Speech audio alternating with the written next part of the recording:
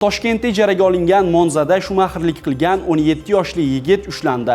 Toshkent shahar Ichki ishlar bosh boshqarmasiga ko'ra, haydovchilik guvohnomasiga ega bo'lmagan 17 yoshli yigit ijaraga olingan avtomobilda Yunusobod va Mirzo Ulug'bek tumanlari ko'chalarida xavfli harakatlar qilgan. Video orqali haydovchining shaxsi aniqlanib, unga nisbatan ma'muriy bayonnoma rasmiylashtirilgan. Shu bilan birga avtomobili esa vaqtincha saqlash uchun jarima maydonchasiga joylashtirilgan. Toshkent shahrining 2 tumanda gaz ta'minoti vaqtincha to'xtatiladi.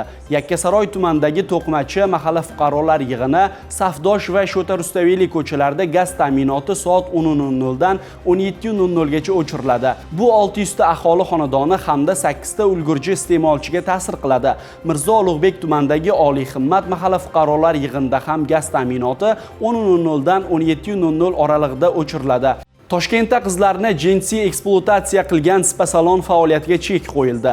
Mirobod tumanidagi spa salonda odam savdosi bilan bog'liq jinoiy faoliyat fosh etildi. Xavfsiz va sog'lom yurt oyligi doirasida Toshkent shahar Ichki ishlar bosh boshqarmasi hamda Toshkent shahar prokuraturasi xodimlari tomonidan Mirobod tumanida o'tkazilgan tezkor tadbir davomida spa salon niqobi ostida odam savdosi va fohishaxona tashkil etish bilan shug'ullanib kelgan jinoiy guruh faoliyatiga chek qo'yildi.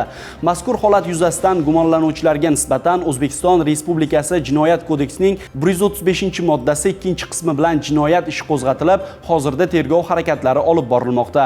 Bizda hozircha shular. Eng so'nggi yangiliklarni Ovozi tezkor dasturida va bizning ijtimoiy tarmoqlardagi sahifalarimizda kuzatib boring. Omon bo'ling.